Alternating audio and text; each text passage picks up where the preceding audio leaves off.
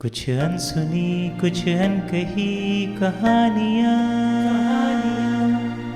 आज मत बिगाड़ो। भगवान बुद्ध एक गांव में उपदेश दे रहे थे। सभा में सभी शांति से बुद्ध की वाणी सुन रहे थे, लेकिन वहां स्वभाव से ही अति क्रोधी एक ऐसा व्यक्ति भी था जिसे बुद्ध की बातें बेतुकी लग रही थी। वो कुछ देर तक तो सुनता रहा, फिर अचानक ही बोल उठा, तुम पाखंडी हो, बड़ी बड़ी बातें करना यही तुम्हारा काम है। तुम लोगों को भ्रमित कर रहे हो। तुम्हारी बातें आज के समय में कोई मायने नहीं रखती। ऐसे कई कटु वचनों को सुनकर भी बुद्ध शांत रहे। उन्हें शांत देखकर उस व्यक्ति का क्रोध और भी उफन उठा। उन्हें और भी तेजी से भला बुरा कहते हुए वो चला गया। अगले दिन जब उस व्यक्ति का क्रोध शांत हुआ तो वो पछतावे की आग में जलने लगा और बुद्ध को ढूंढता हुआ उसी स्थान पर पहुंचा। लेकिन बुद्ध तो अपने शिष्यों के साथ दूसरे गांव की ओर निकल चुके थे। उस व्यक्ति ने बुद्ध के बारे में लोगों से पूछा और जहां वे प्रवचन दे रहे थे वहां पहुंच गया। उन्हें देखते ही वह उनके चरणों में गिर पड़ा और उनसे क्षमा मांगने लगा। बुद्ध ने पूछा, कौन हो भाई? तुम्हें क्या हुआ है? क्यों क्षमा मांग रहे हो? उस व्यक्ति ने कहा, मैं वही हूं जिसने कल आपसे बहुत बुरा व्यवहार किया था। मैं शर्मिंदा हूं। भगवान बुद्ध ने उससे कहा, बीता हुआ कल तो मैं वहीं छोड़कर आ गया। हर कोई उस जगह को छोड़कर चला जाता है। तुम अभी वहीं रुके हुए हो। तुम्हें अपनी गलती का आभास हो गया। तुमने पश्चाताप कर लिया और तुम निर्मल हो गए। अब तुम आज में प्रवेश करो। बुरी बातें तथा बुरी घटनाएं याद करते रहने से वर्तमान और भविष्य दोनों बिगड़ते जाते हैं। बीते हुए कल के कारण आज को मत बिगाड़ो। एक थी संतवती। एक नगर में 7 भाई रहते थे। उनकी एक बहन थी जिसका नाम बीरणबाई था। 7 भाई अपनी बहन को बहुत प्यार करते थे। इसी कारण वो थोड़ी जिद्दी हो गई थी। वैसे तो वो सभी देवी देवताओं की पूजा किया करती थी, लेकिन गणेश जी की पूजा वो कभी नहीं करती। उससे कोई इसका कारण पूछता तो वो कहती, धुंध धुंधलो सूंड सांडलो नाना नाना हाथ पांव डबरायो पेट, ओ की पूजा कौन करे। बीरणबाई के मुंह से हमेशा ऐसी बातें सुनकर गणेश जी को बड़ा बुरा लगता। एक दिन उन्होंने उसे सबक सिखाने की सोची। एक रात जब बीरणबाई सो रही थी तब गणेश जी भंवरे का रूप धारण कर आए और उसके सिरहाने में इत्र की शीशी रखकर चले गए। उसकी भाभी जब ननंद को उठाने आई तो इत्र की शीशी उसे बिस्तर पर मिली। शीशी देख उसे अचरज तो हुआ, किंतु उसे बीरणबाई को नीचा दिखाने का मौका भी मिल गया। उसने तुरंत वो शीशी अपने पति को दिखाते हुए कहा, देखो तुम्हारी इस लाडली की करामात अपने को संतवती कहती है। अगर तुम्हारी बहन सचमुच संतवती है तो इत्र की शीशी इसके बिस्तर पर कैसे आई? बीरणबाई के भाई को बहन पर पूरा विश्वास था। उसने पत्नी को चुप रहने को कहा और ये बात कहीं इधर उधर करने से सख्त मना कर दिया। अगले दिन गणेश जी आधी रात को फिर भंवरे का रूप धारण कर आए। बीरणबाई गहरी नींद में सो रही थी। तब उन्होंने मर्दाना जूते पलंग के नीचे रख दिए और वहां से चलते बने। सुबह फिर बीरणबाई की भाभी कमरे में गई तो उसने वहां पर रखे मर्दाने जूते देखे। वो दौड़ी दौड़ी पति के पास पहुंची। पति को सारा हाल बता दिया और उनकी संतवती बहन के बारे में फिर से बुरा भला कहने लगी। अब तो गणेश जी रोज भंवरे के रूप में आकर बीरणबाई के कमरे में उसे बदनाम करने वाली कुछ न कुछ चीजें रखकर चले जाते। बीरणबाई की भाभियों को रोज मौका मिल जाता और वे उसके भाइयों को रोज शिकायत करती। उसके बड़े भाई ने कहा, ठीक है, आज मैं खुद पहरा दूंगा। देखता हूं मेरी बहन के पास कौन आता है। ये सच मैं आज जानकर ही रहूंगा। उस रात बहन के पलंग के पास ही तलवार लेकर बैठ गया। तभी भंवरे का रूप धरकर गणेश जी फिर आए। बीरणबाई का भाई चौकन्ना था। उसने भंवरे को देखा तो पूछा, कौन हो तुम? यहाँ क्यों आते हो? जल्दी बताओ, वरना मैं तलवार से तुम्हारे टुकड़े कर दूंगा। गणेश जी अपने असली रूप में आकर बोले, मैं गणेश हूँ, तेरी बहन को दंड देने आया हूँ। तेरी बहन मेरा हर घड़ी अपमान करती है, वो लोगों के सामने मेरी बुराई करती फिरती है, मेरी पूजा कभी नहीं करती है, इसलिए मैंने उसे सबक सिखाने का निश्चय किया। बीरनबाई का भाई गणेश जी के आगे हाथ जोड़कर विनती करने लगा और उनके पैरों पर गिरकर अपनी बहन के लिए माफी मांगने लगा। उसने कहा, भगवान, ये अभी नासमझ है, अब कभी आगे से ऐसी गलती नहीं करेगी और आपकी पूजा भी जरूर किया करेगी। गणेश जी ने कहा, ठीक है, अगर तुम्हारी बहन अब कभी गलती नहीं करेगी तो मैं इसे दंड नहीं दूंगा। ये कहकर गणेश जी वापस चले गए। सुबह जब बीरनबाई सोकर उठी तो बड़े भाई ने उसे बड़े प्यार से समझाते हुए कहा, सुन, आज से तू गणेश जी की पूजा अर्चना रोज किया कर और कभी उनकी खिल्ली मत उड़ा। बीरनबाई ने अपने भाई की बात मान ली। उसने गणेश जी की मूर्ति के सामने जाकर उनसे माफी मांगी। उस दिन से बीरनबाई ने कभी गणेश जी का मजाक नहीं बनाया, पूरी श्रद्धा के साथ उनकी पूजा करने लगी। कुछ समय के बाद वहां के राजा ने एक बड़ा ही भव्य मंदिर बनवाया। बड़े धूमधाम के साथ मंदिर पर कलश चढ़ाया, किंतु किसी से कलश नहीं चढ़ पाया। पूरे नगर में ये बात फैल गई कि अभी अभी जो मंदिर बना है उस पर बहुत कोशिशों के बाद भी कलश नहीं चढ़ पाया। पंडितों ने जब पोथी पत्रा देखा तो बताया कि अगर कोई संतवती लड़की या स्त्री हो तो इस कलश को चढ़ा सकती है, अन्यथा ये कलश नहीं चढ़ेगा। ये सुनकर राजा सोच में पड़ गया। उन्होंने आदेश दिया कि पूरे राज्य में डोणी पिटवा दी जाए कि अगर कोई ऐसी स्त्री या लड़की हो जिसे अपने सत्य पर विश्वास हो तो वो तुरंत आकर मंदिर पर कलश चढ़ा दे। राज्य की कोई भी स्त्री मंदिर पर कलश चढ़ाने नहीं गई। बीरनबाई की भाभियां भी नहीं गई। राज्य भर में रोज डोणी पीटी जाती मगर कोई भी कलश चढ़ाने नहीं आती। इससे राजा बड़ा परेशान था कि तभी एक दिन बीरनबाई मंदिर में जा पहुंची। उसने कलश चढ़ाया तो कलश चढ़ गया, लेकिन थोड़ा सा टेढ़ा रह गया। कलश टेढ़ा देखकर बीरनबाई बोली, कपिला गाय के बछड़े ने पेशाब किया था, तब उसके कुछ छींटे मेरे ऊपर पड़ गए थे और उसका मैंने बुरा माना था। अगर उसी के कारण सतवंती होने में कसर हो तो मुझे माफ कर दिया जाए और ये कलश जल्दी से सीधा हो जाए।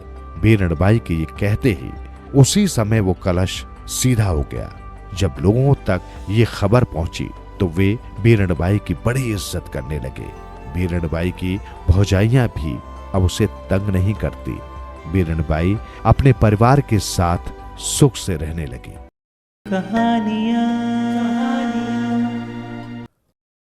अपना कौन पराया कौन। बहुत समय पहले की बात है। किसी शहर में दो घनिष्ठ मित्र राधेश्याम और सीताराम रहते थे। दोनों ही शहर के प्रतिष्ठित व्यापारी थे। आपस में प्रेम तो इतना था मानो दो सगे भाई हों। जीवन बहुत ही हंसी खुशी से गुजर रहा था कि अचानक राधेश्याम की पत्नी अपने दूधमुहे बालक विनोद को छोड़कर दुनिया से चल बसी। उन्हीं दिनों राधेश्याम को व्यापार के सिलसिले में विदेश जाना था। समस्या थी तो उस नन्हे बच्चे की जिसे वो अपने साथ ले जा नहीं सकता था। उसने अपनी ये समस्या अपने मित्र सीताराम को बताई। इस पर सीताराम ने कहा, अरे भाई, इसमें परेशान होने की क्या बात है, विनोद को तो हम संभाल लेंगे। मुश्किल में मित्र ही एक दूसरे के काम आते हैं। तुम निश्चिंत होकर विदेश जाओ। राधेश्याम विदेश चला गया। संयोग से वहां जाकर वो ऐसे मामले में फंस गया कि अपने देश जल्दी वापस न आ सका। इधर विनोद सीताराम के घर बड़े लाड़ प्यार से पलने लगा। विनोद एक सुंदर, स्वस्थ एवं होनहार बालक था। सीताराम व उसकी पत्नी को ही वो अपना माता पिता समझता था। सीताराम निसंतान था। उसे भी विनोद से प्यार हो गया था। वो विनोद को अपने बेटे की तरह समझता था। वो अक्सर सोचता, काश ये उसका अपना बेटा होता तो बुढ़ापे की लाठी बनता। समय गुजरता गया। कई सालों बाद जब राधेश्याम अपने देश वापस आया तो सबसे पहले अपने मित्र के घर गया और बोला, मित्र, कहाँ है मेरा बेटा? मुझे दिखाओ। अब तो बहुत बड़ा हो गया होगा, इतना बड़ा कि मेरे सामने आ जाए तो मैं पहचान भी न सकूं। राधे श्याम की बात सुनकर सीताराम उदास व गंभीर होकर बोला, मित्र, क्या कहूं? कहते हुए मुझे बहुत दुख हो रहा है। तुम्हारा बेटा तो तुम्हारे विदेश जाने के कुछ ही दिनों बाद मर गया था। फिर विनोद को दिखाकर बोला, भगवान की कृपा से जब तुम विदेश में थे, हमारे घर भी एक पुत्र ने जन्म लिया। ये बात सुनकर राधे श्याम की आंखों में आंसू आ गए। वो बोला, भगवान की जैसी इच्छा, हम तुम क्या कर सकते हैं, पर तुम विनोद को मेरे यहां भी भेज दिया करो, मेरा दिल बहल जाएगा। सीताराम के कहने से विनोद कभी राधे श्याम के घर तो कभी दुकान पर जाने लगा। राधे श्याम जब भी विनोद को देखता तो उसे अपने बेटे की याद आ जाती। कई बार उसे लगता कि विनोद उसका अपना ही खून है, क्योंकि विनोद की शक्ल, सूरत व स्वभाव उसे काफी मिलते थे। अपने मन की ये शंका उसने एक दिन विनोद को भी बताई। ये सुनकर विनोद बोला, मगर सच्चाई तो सिर्फ पिताजी ही जानते हैं। जब तक वो अपने मुंह से न कह दें कि मैं आपका बेटा हूं, मैं आपकी बात कैसे मान सकता हूं। राधे श्याम को भी विनोद की ये बात उचित लगी। एक दिन उसने सीताराम से कहा, मैं कुछ दिनों के लिए तीर्थ यात्रा पर जाना चाहता हूं, तुम कहो तो विनोद को साथ लिए जाऊं, मुझे सहारा रहेगा। सीताराम ने खुशी खुशी इजाजत दे दी। कुछ ही दिनों बाद विनोद व राधे श्याम लौट आए, मगर जैसे ही सीताराम ने विनोद को देखा, उसका दिल बैठ गया। विनोद की हालत बहुत खराब थी। वो कई दिनों से बीमार व कमजोर दिखता था। वो बैसाखी के सहारे चल रहा था तथा उसका एक हाथ बेजान लग रहा था। अरे, ये विनोद को क्या हुआ? उसने राधे श्याम से पूछा। क्या बताऊं मित्र, यहां से जाते ही विनोद बीमार पड़ गया। न जाने कैसा बुखार था कि इसके एक पैर व हाथ ने काम करना बंद कर दिया। अब तो ये अपाहिज हो गया। तुम्हारे बुढ़ापे का सहारा बनने के बजाय अब तुम पर ये बोझ बन गया। लो, संभालो इसे। राधे श्याम की बात सुनकर सीताराम बौखला गया तथा बोला, नहीं नहीं, ये सब मेरे बस की बात नहीं। तुम ही संभालो इस अपाहिज को। मेरा बुढ़ापा मत खराब करो। ये तुम्हारा ही बेटा है। मैंने तुमसे झूठ कहा था कि तुम्हारा बेटा मर गया। विनोद तुम्हारा ही बेटा है, मेरा नहीं। सीताराम की बात सुनकर विनोद ने बैसाखी गिरा दी तथा सीधा खड़ा होकर बोला, मैं बिल्कुल ठीक हूं। मैंने तो सिर्फ सच व झूठ का फैसला करने के लिए यह नाटक किया था। अगर आप सचमुच मेरे अपने पिता होते तो मुझे हर हाल में अपना लेते। अब मुझे पता चल गया है कि मेरा अपना कौन है। आप तो मित्रता के नाम पर भी कलंक हैं। राधे श्याम विनोद को लेकर अपने घर चला गया तथा सीताराम लज्जित हो हाथ मलता रह गया। कहानियां आदमी बेईमान या औरत बेईमान। एक था साहूकार।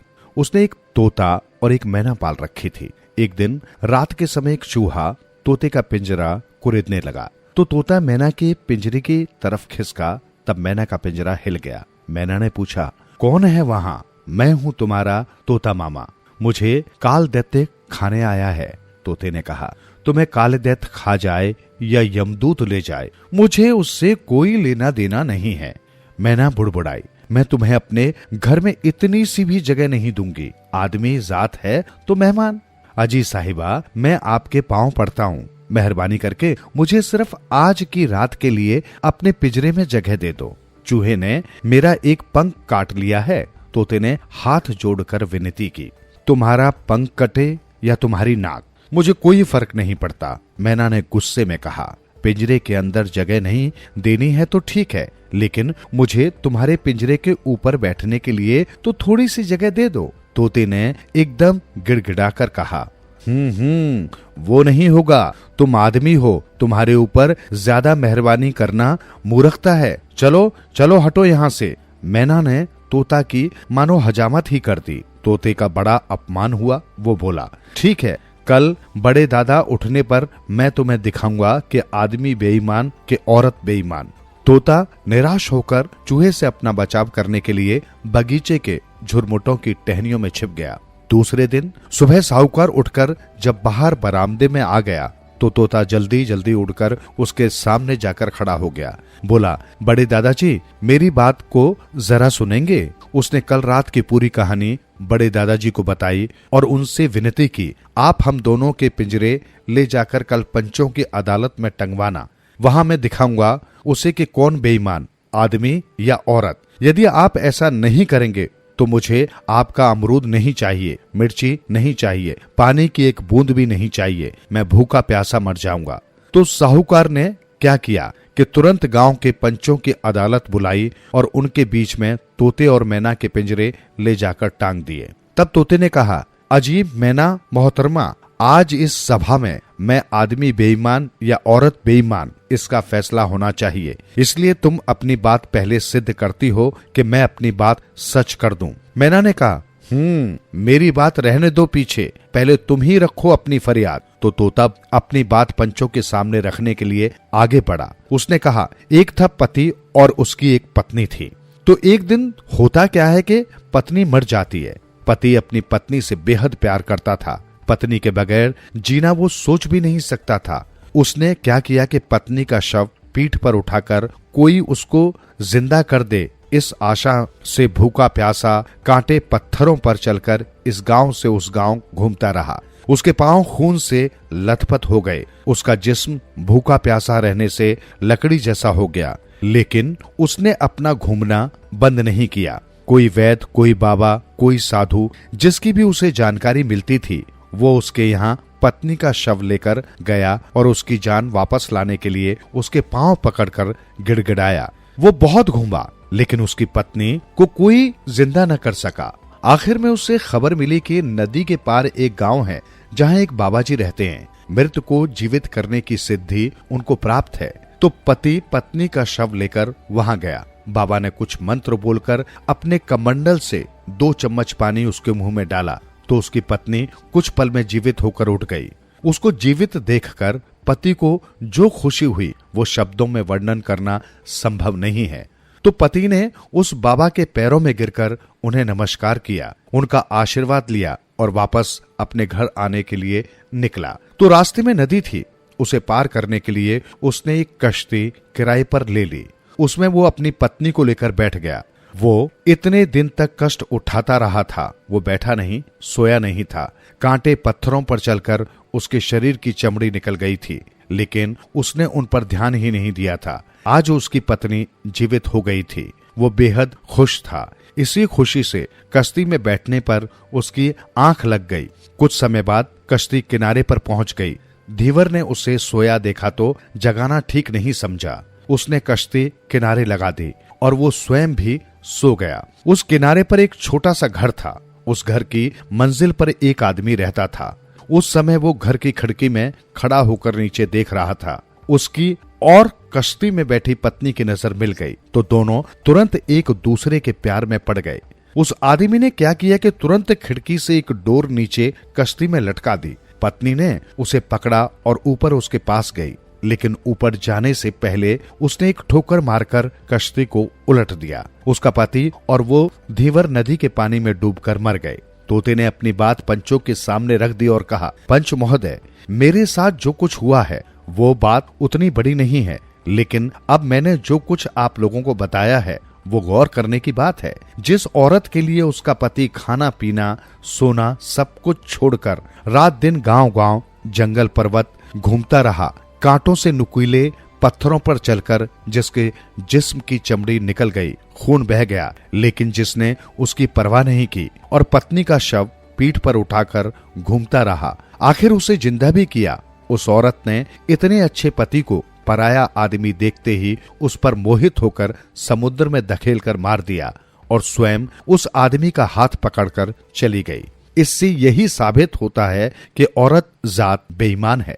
आदमी उसके लिए कितना भी जान छिड़के वो कभी भी उसकी नहीं हो सकती। यही सत्य इस कहानी से सामने आता है। तोते की बात सुनकर सभा ने उसकी प्रशंसा करके तालियां बजाई। फिर तोते ने मैना से कहा, अब हो जाने दो अपना कथन। तोता जब अपनी बात बता रहा था तब मैना चिंता में डूबी अपनी चोंच यूं करके बैठी थी। जब पंचों ने उसकी बात बताने को कहा तो वो अपने पंख फड़फड़ाकर खड़ी हो गई और बात बताने लगी। एक गांव में एक बाप के 7 पुत्र थे। एक दिन बाप ने उनको अपने पास बुलाया और कहा, बेटो, जब तक मैं जीवित हूं तुम लोग 7 गांव घूमकर आना। मेरे बाद आपको मेरा व्यापार धंधा संभालना है, तो शायद बाद में आप लोग सफर पर नहीं जा पाओगे। हाँ, एक बात है, तुम लोग सिर्फ 7 गांव जाना, 8वें गांव मत जाना। बेटों ने बाप की बात मान ली और वे घोड़ों पर बैठकर घूमने निकले। उन्होंने एक एक करके 7 गांव पूरे कर लिए। 7 गांव पूरे हो जाने पर 7वें भाई ने अपने बड़ों से कहा, हम अब 8वां गांव भी देखेंगे। बड़े 6 भाइयों ने कहा, जब पिताजी ने कहा है कि 8वें गांव मत जाना तो हमें वहां नहीं जाना चाहिए। बड़ों की बात हमेशा माननी चाहिए। अरे जाकर तो देखें क्या होता है, ऐसे डरपोक की तरह क्यों वापस जाएं? वे सब 8वें गांव गए। वे गए तो थे 8वें गांव, लेकिन वहां कोई पेड़ नहीं था, नदी नहीं थी, पानी नहीं था, बावड़ी नहीं थी, कोई छांव नहीं थी, किसी जीवित की आवाज नहीं थी। चारों तरफ धूप, पथरीली जमीन और ऊपर से आग बरसाने वाला आकाश। आते वक्त उनकी माँ ने जो प्यास लड्डू, भूख लड्डू साथ दिए थे, वे सब खत्म हो गए। उनके घोड़ों ने भी अपनी जीवा बाहर निकाली। अब क्या करें? उन 7 को लगा अब कुछ देर में यदि पानी नहीं मिला, छांव नहीं मिली तो सब के सब मर जाएंगे। वे हिम्मत जुटाकर और 2 मील रास्ता चले गए। उन्हें वहां चारों तरफ बड़े बड़े पेड़ नजर आ गए। तो छोटा भाई एक पेड़ पर चढ़ गया और कोई गांव दिखता है क्या, ये देखने लगा। उसे दूर एक घर दिखाई पड़ा। वो अपने भाइयों के पास गया और बोला, वहां दूर एक घर दिख रहा है, हमें वहां चलना चाहिए। बड़ा भाई बोला, पिताजी की बात नहीं मानी, इसलिए हम इस मुसीबत में पड़े हैं, छोड़ो, अब हम जाएंगे वहां और कोई पर्याय भी नहीं है। घोड़े तो बिल्कुल थक गए थे, ऊपर से भूखे भी थे। भाइयों ने खाने की थैली में जो लड्डुओं के छोटे छोटे टुकड़े बचे थे वे उनके मुंह में डाल दिए और बड़े प्रयत्न से उन्हें चलने के लिए तैयार कर लिया। लड़खड़ाते लड़खड़ाते उन्होंने उनको उस घर तक पहुंचाया। वे उस घर के दरवाजे के सामने पहुंचे तो उस घर से 7 लावण्यवती कन्याएं बाहर आ गईं। 7 भाई उन्हें देखते ही एक एक पर फिदा हो गए। तो उन 7 कन्याओं ने उन भाइयों को घर के अंदर बुला लिया और जो भाई अपने लिए वर है उसको चुनकर उसकी सेवा करने लगी। उसके लिए अच्छा अच्छा खाना परोसा, पीने को पानी दिया, उसके घोड़े को घास पानी दिया और उसको अस्तबल में बांध दिया। इस तरह 7 कन्याएं 7 भाइयों से पत्नी जैसा व्यवहार करने लगी और वे भाई भी उनकी सेवा से खुश होकर उनके प्यार में डूब गए। एक दिन जब भाई बाहर घूमने गए तब छोटे ने बड़ों से कहा, आप खामखा डर रहे थे ना कि 8वें गांव आकर हम मुसीबत में फंस गए हैं। अब सोचो तो हमारा क्या बुरा हुआ है। हमें इतनी सुंदर सुशील कन्याएं पत्नी के रूप में यहाँ मिली हैं। अब पिताजी को हमारे लिए लड़कियां ढूंढने की तकलीफ करने की जरूरत नहीं है। बैठे बैठे इतनी योग्य बहुएं उनको मिली हैं। उस पर बड़ों ने कहा, छोटे, अभी तो पंडित नहाने गए हैं, उनको पूजा संपन्न तो करने दो। लड़कियां तो मिली हैं, लेकिन पहले हम सही सलामत घर तो पहुंच जाएं, बाद में कहेंगे कि हमारे हाथ स्वर्ग आया है। तो इस तरह भाइयों के वहां 18 दिन मजे से गुजरे। 19वें दिन क्या हुआ कि रात को 7 भाई अपने अपने कमरे में सो रहे थे और उनकी प्रेमिकाएं यानी बहनें उस कमरे में उनके पांव दबा रही थी। तो 7वें के कमरे में क्या हुआ, 7वीं बहन जो 7वें भाई के पांव दबा रही थी उसकी आंख से आंसू की 2 बूंदें गिरकर 7वें भाई के पांव पर जा गिरी। उसकी आंख लग गई थी। उसे गरम गरम आंसू के स्पर्श से उसकी नींद टूट गई। क्या गिरा पांव पर, ये सोचकर उसने आंखें खोलकर देखा तो 7वीं बहन की आंखों से आंसू टपक रहे हैं। वो घबरा गया। उसने पूछा, क्या हो गया है, तुम्हारी आंखों में आंसू क्यों हैं? मुझसे कोई भूल हो गई है? मैंने तुम्हारा दिल दुखाया है क्या? सच सच बताओ। उस पर 7वीं बहन ने कहा, मैं जो अब आपको बताने वाली हूँ वो गंभीरता से सुनो, लेकिन घबराना नहीं। अपने भाइयों को भी हिम्मत रखने के लिए कहना। देखो, आप लोगों को यहाँ आए 18 दिन पूरे हो गए हैं। आज 19वां दिन है। तुम्हारे लिए कल का सिर्फ एक 20वां दिन बाकी है। हम बहनों की योजना है कि यहाँ जो कोई आदमी आता है हम उसका 20 दिन तक बड़े आतिथ्य करती हैं। उसकी हर तरह की सेवा करती हैं। 21वें दिन हम उसे मारकर खा जाती हैं। हम मानवीय कन्याएं नहीं हैं, बल्कि हम राक्षसी, महाराक्षसी, बकरा राक्षसी हैं। मैं आपसे प्यार करने लगी हूँ। आपको खा जाना मुझे मंजूर नहीं है, लेकिन मैंने नहीं खाया तो मेरी बाकी बहनें आपको छोड़ेंगी नहीं। इसलिए मैंने आपको और आपके भाइयों को बचाने की एक योजना तैयार की है। आप कल तक चुप रहिए। आपको कुछ भी मालूम नहीं है, ऐसा बर्ताव करते रहिए। लेकिन आपके भाइयों को सतर्क करना कि परसों मध्य रात को बड़ी 6 बहनें सो जाने के बाद मैं उनके दरवाजे पर जाकर हल्की सी दस्तक दे दूंगी, तो उन्हें जल्दी से बाहर आना है। मैं घोड़े तैयार रखूंगी। हम तुरंत उन पर बैठकर इस गांव की सीमा पार करेंगे। तो योजना के अनुसार सब कुछ हो गया और सातों भाई उस राक्षसी के घर से निकले और अपने अपने घोड़ों पर बैठकर भागने लगे। 7वें भाई के घोड़े पर 7वीं बहन सवार हो गई। उन राक्षसी बहनों ने घर में बहुत सारी चील पाली थी। उन्होंने प्रशिक्षण भी दिया था। जब सातों भाई और 7वीं बहन घोड़े पर बैठकर घर से भागने लगे तो ये चीलें बीच में से बाहर आकर जोर जोर से फड़फड़ाने लगी, चित्कार करने लगी। उनकी आवाज से 6 बहनें जाग गईं। उन्होंने देखा कि उनके कमरे में सोए उनके आदमी नहीं हैं। वे तुरंत समझ गईं कि उनकी छोटी बहन ने उनके साथ दगाबाजी की है। 6 बहनों ने एकदम भयानक महाकाय रूप धारण किया। उनका एक एक पांव तो था लकड़ी के खंभे जितना मोटा, उनकी गर्दन थी पुआल के ढेर जैसी बड़ी, कान थे छाछ जितने, दांत थे हाथी के दांत जितने बड़े, आंखें थी धुंधेड़ी जैसी। वे चलती थी तो उनकी एक टांग एक गांव में तो दूसरी दूसरे गांव में पड़ती थी। उन्होंने भागते हुए भाइयों का पीछा किया और तुरंत वे उनके पास पहुंच गई। सातों भाई 8वें गांव की सीमा पार करने वाले ही थे। इतने में 6 बहनों ने छलांग लगाकर उनके घोड़ों की पूंछ पकड़ ली और गरज कर कहा, यदि तुम लोगों को अपनी जान प्यारी है तो इस भूतनी को हमारे हवाले कर दो। वो दगाबाज है, हम उसको अच्छा सबक सिखाएंगे। सातों भाई फिर संकट में पड़ गए। क्या करें? 7वीं बहन ने तो उनकी जान बचाई थी, कैसे करें उनके हवाले उसे? वे सोच में पड़ गए। तब बहनें फिर एक बार गरज उठी, जान की सलामती चाहते हो तो उस चुड़ैल को जल्दी हमारे हवाले कर दो, नहीं तो हम तुम्हें भी मार डालेंगे। हमारे पास वक्त कम है, हमें और आदमी की तलाश में जाना है। हमें फालतू बकबक करने के लिए वक्त नहीं है। अब भाइयों के पास कोई और उपाय नहीं था। उन्होंने 7वीं बहन को उनके हवाले कर दिया और वे आगे चले गए। 6 बहनों ने शीघ्र छोटी बहन को मार डाला और उसके गोश्त के बड़े बड़े टुकड़े करके सबने बड़े चाव से खा डाले और अपने घर लौट गए। मैना ने अपनी कथा पूरी कर दी और पंचों की सभा से कहा, मेरी बात खत्म हो गई। अब आप ही फैसला कर दीजिए कि कौन बेईमान है। आप यदि गंभीरता से देखेंगे तो मान जाएंगे कि आदमी जात ही बेईमान है। देखो, उस औरत ने 7 आदमियों की जान बचाई तो उसके खातिर राक्षसियों से युद्ध करने के बजाय उन्होंने उसे मरने के लिए उनके हवाले कर दिया और भागकर अपने गांव चले गए। इसलिए मैं कहती हूँ कि आदमी जात ही बेईमान है। औरतों को कभी भी उन पर भरोसा नहीं करना चाहिए। मैना की कथा सुनकर पंच लोग उलझन में पड़ गए। उन्हें अब मैना का कहना सच लगने लगा। पहले तोते की बात सुनकर वो उन्हें सच लगी थी, अब क्या करें? उन्होंने फैसला सोच लिया और तालियां बजाकर ये ऐलान किया, औरत जैसा आदमी भी बेईमान है।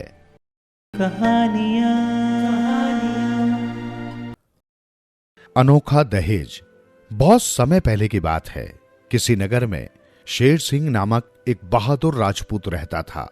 अपनी जिंदगी में उसने अनेक लड़ाइयों में अपने जौहर दिखलाए थे और कई युद्ध भी जीते थे। अब उसका अंतिम समय निकट आ गया था और वो मौत की आखिरी घड़ियां गिन रहा था। उसके बेटे अजय सिंह और अजीत सिंह उसके बिस्तर के पास खड़े थे।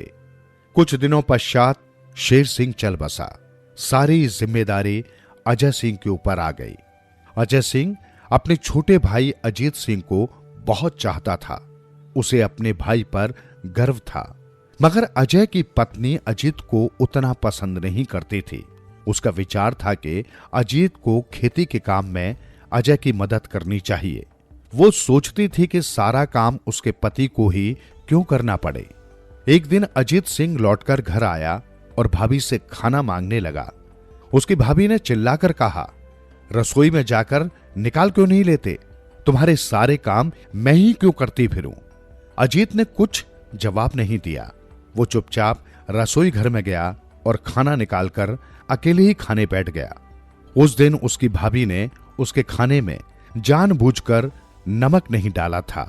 जो ही उसने पहला कौर मुंह में रखा, मुंह का स्वाद बिगड़ गया। अजीत ने पूछा, क्यों भाभी, क्या कारण है जो आज आपने खाने में नमक ही नहीं डाला? कितना बेस्वाद लग रहा है। मैं कोई तुम्हारी रसोइया हूं?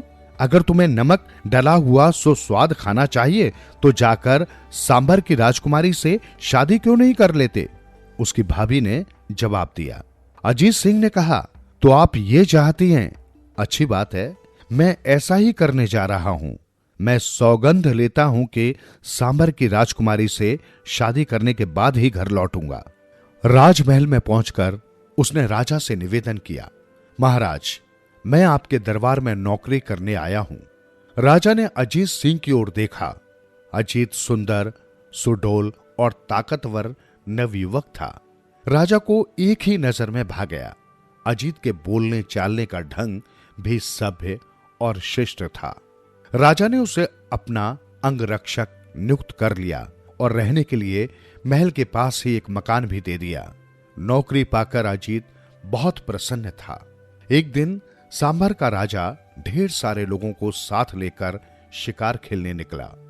घोड़े पर सवार वो इतनी तेजी से चला कि अजीत सिंह के अलावा और कोई भी उसका साथ न दे सका।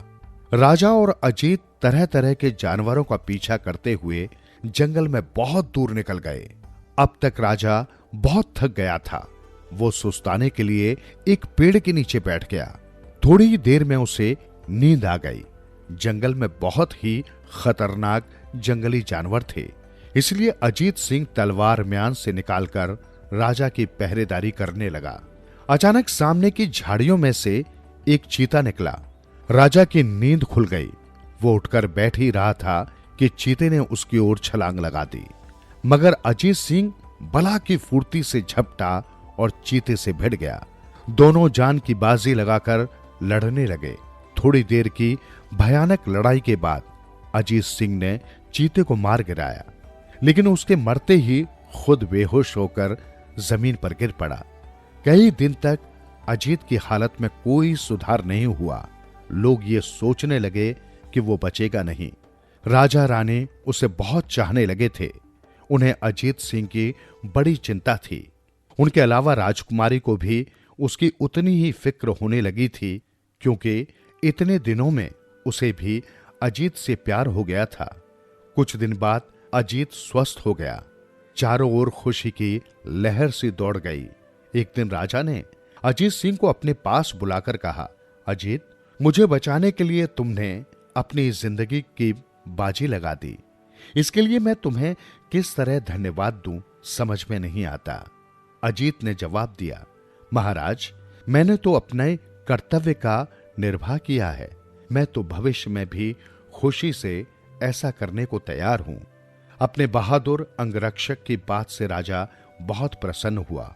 वे बोले, तुम्हें यह जताने को कि मैं और महारानी तुम्हें कितना चाहते हैं, हमें सिर्फ एक ही उपाय नजर आता है कि हम तुम्हारे साथ राजकुमारी की शादी कर दें। क्या तुम्हें ये मंजूर होगा? महाराज, ये तो मेरे लिए बड़े सम्मान की बात है। आपकी इस कृपा के लिए मैं आपका बहुत आभारी हूं। राजकुमारी से विवाह करना मेरे लिए सौभाग्य की बात होगी, अजीत सिंह ने जवाब दिया। मगर तभी अजीत सिंह ने राजा के पास आकर एक विचित्र निवेदन किया, महाराज, मुझे सोना चांदी आभूषण कुछ नहीं चाहिए।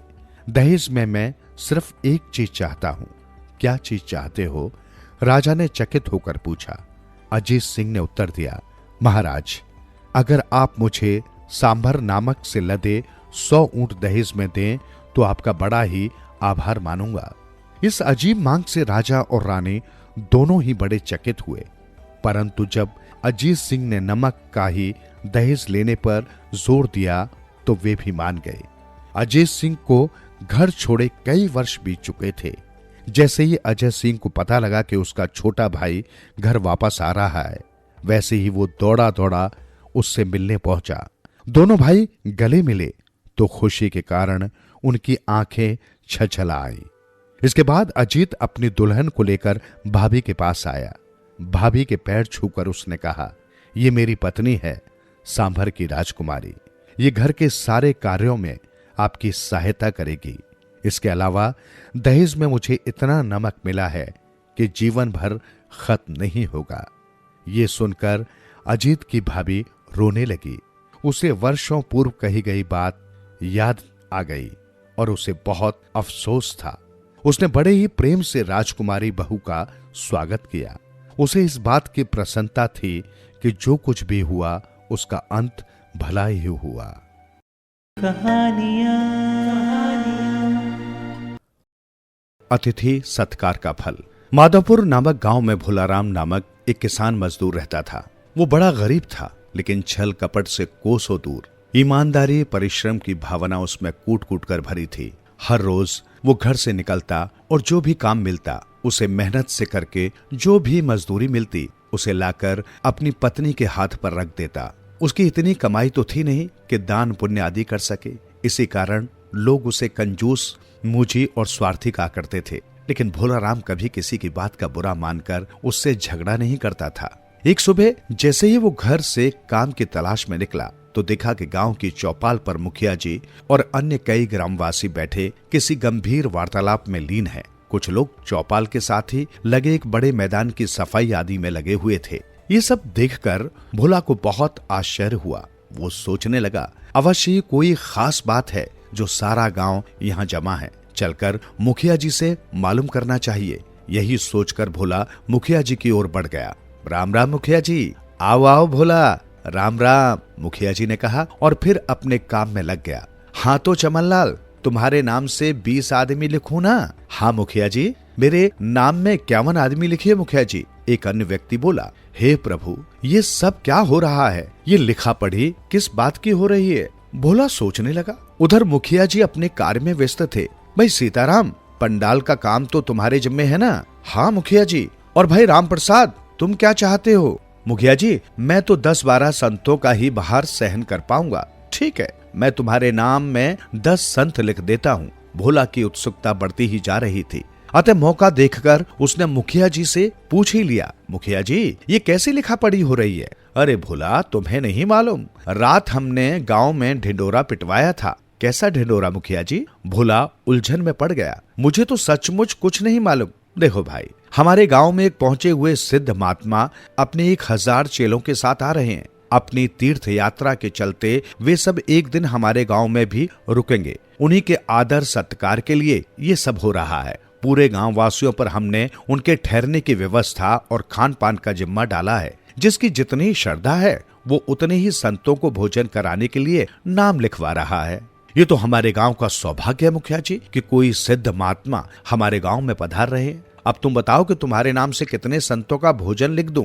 मुखिया जी ने मुख्य विषय पर आते हुए कहा। रामलाल ने 31 संतों का भोजन कराना स्वीकार किया। चमनलाल ने 20, सीताराम ने पूरे पंडाल की व्यवस्था की जिम्मेदारी अपने ऊपर उठ ली। तुम बताओ कि तुम कितने संतों को भोजन कराओगे? ये सुनकर भोला उदास हो गया। हाथ जोड़कर वो बोला, मुखिया जी, मन तो मेरा भी बहुत करता है कि ऐसे दान पुण्य के कामों में हिस्सा लूं, मगर मुखिया जी, आप तो जानते ही हैं कि मैं कितना गरीब हूं।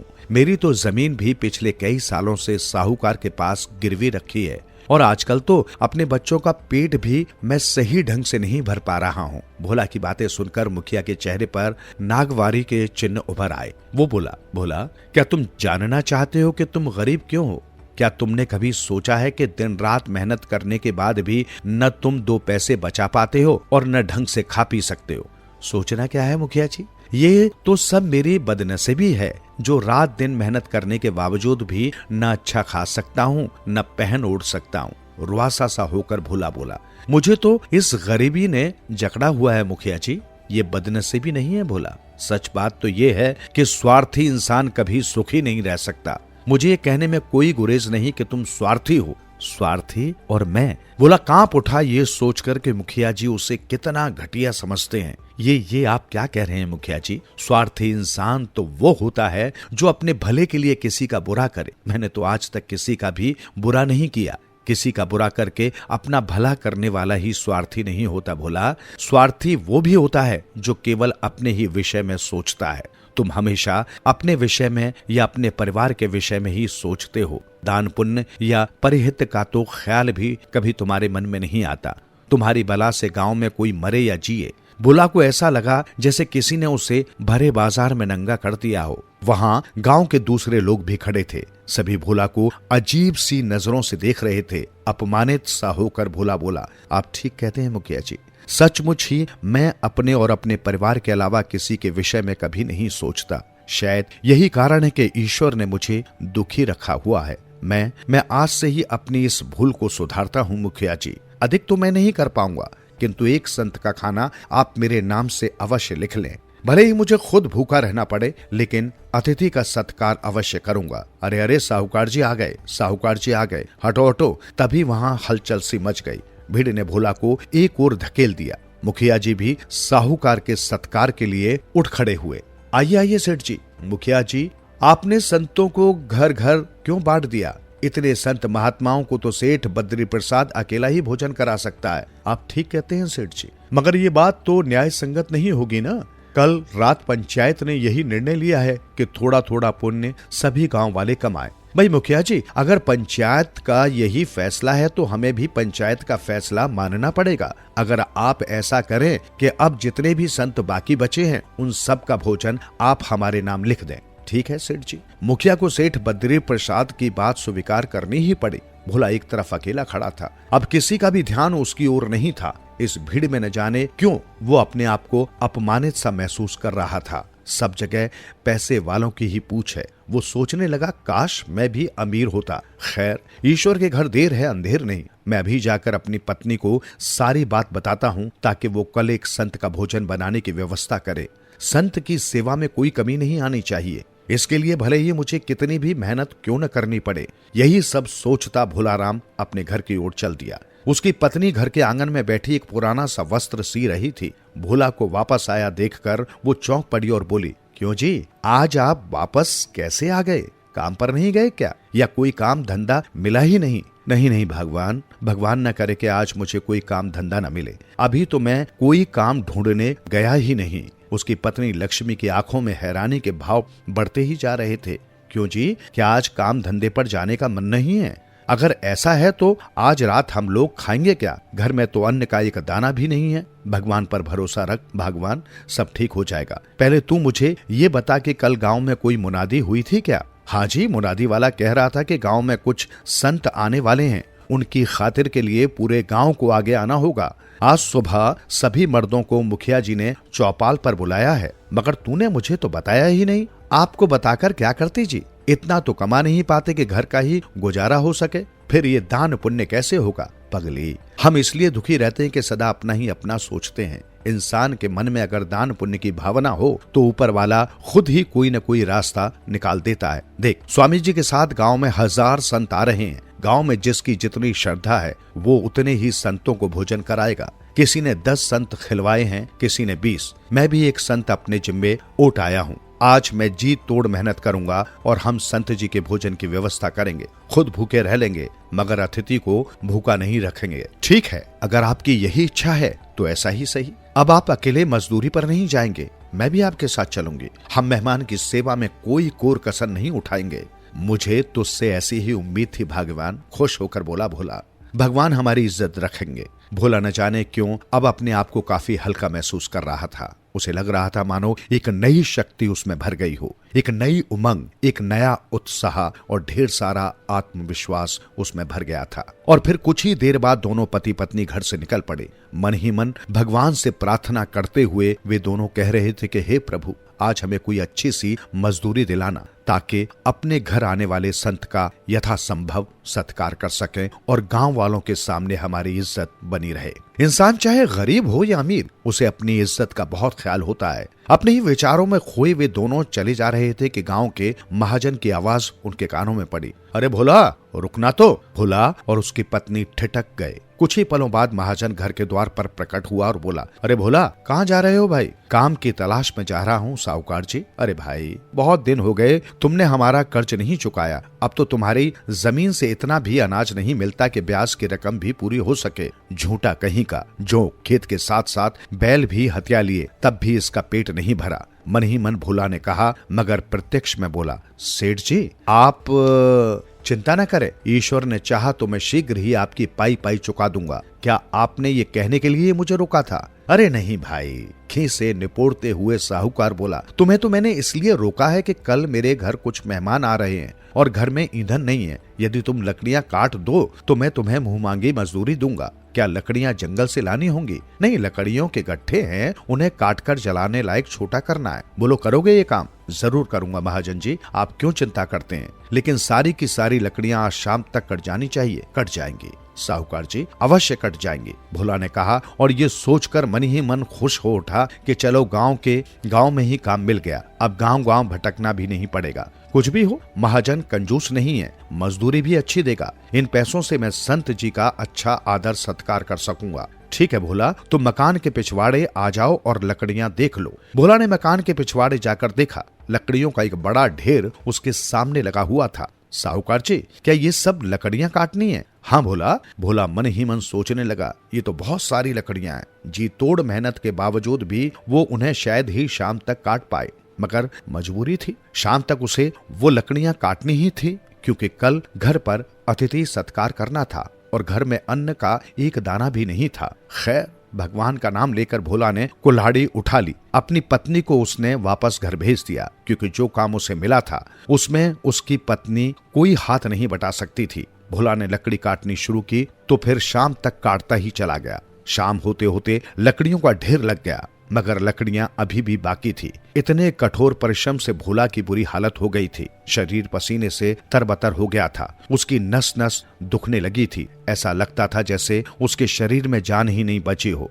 उसका दिल चाह रहा था कि कुल्हाड़ी एक ओर फेंककर लकड़ियों पर ही लेट जाए, मगर चाहकर भी वो ऐसा नहीं कर सका, क्योंकि उसे मालूम था कि जब तक सारी लकड़ियां नहीं कट जाएंगे तब तक साहूकार मजदूरी नहीं देगा। उसके हाथ लहूलुहान हो गए थे, लेकिन उसने इसकी तनिक भी परवाह नहीं की। उसे तो अब बस एक ही धुन सवार थी कि कैसे भी हो कल संत जी की खूब अच्छी खातिर करनी है, और यही सेवा भाव उसमें एक नया जोश उत्पन्न कर रहा था।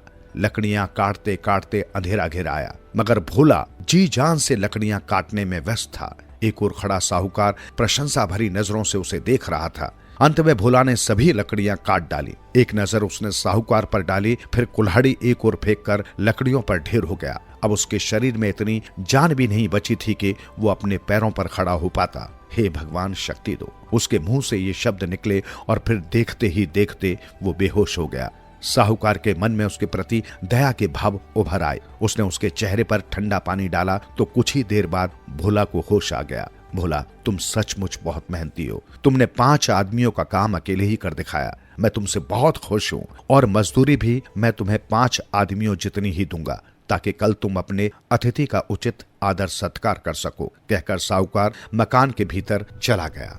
कुछ देर बाद वो लौटा तो उसके साथ 2 नौकर भी थे। एक के हाथों में चावलों का भरा टोकरा था और दूसरे ने फल व सब्जियों से भरा टोकरा उठा रखा था। लो भोला, ये सब तुम्हारा है। इतना सब देखकर भोला की आंखें अचंभे से फैल गईं। ये सब तुम्हारे परिश्रम का फल है। दरअसल मेरी और मेरी पत्नी के बीच शर्त तय हुई थी। उसका कहना था कि कोई भी मजदूर दिन भर में ये सारी लकड़ियां नहीं काट सकता। मैंने कहा था कि जरूरत बावली होती है, जिसे धन की जरूरत होगी वो इतनी तो क्या, इससे दुगनी लकड़ियां भी काटेगा। तभी मेरी नजर तुम पर पड़ी तो मैंने सोचा कि क्यों न ये काम तुमसे ही करवाया जाए। कल संतों को भोजन कराने के लिए तुम्हें भी तो धन की आवश्यकता होगी। इस प्रकार तुम्हारे कारण मैं ये शर्त जीत गया, और इस जीत की खुशी में ही मैं तुम्हें ये सब दे रहा हूँ। जैसे तुमने मेरा मान रखा है, वैसे ही तुम्हारे मान की रक्षा करना मेरा कर्तव्य है। भोला, इसे स्वीकार करो। ये तो सच है साहूकार जी कि कल मुझे